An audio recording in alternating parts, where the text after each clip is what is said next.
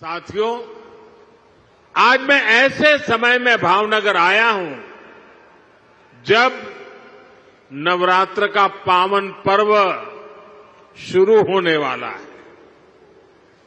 इस बार जीएसटी में कमी की वजह से बाजारों में रौनक भी और ज्यादा रहने वाली है और ये उत्सव के इसी माहौल में आज हम समुद्र से समृद्धि का महा उत्सव मना रहे हैं।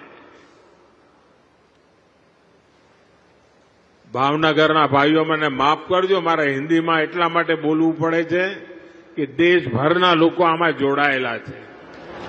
દેશભરના લાખો લોકો જ્યારે કાર્યક્રમમાં જોડાયા છે તો આપની ક્ષમા માંગીને મારે હિન્દીમાં જ વાત કરવી રહી।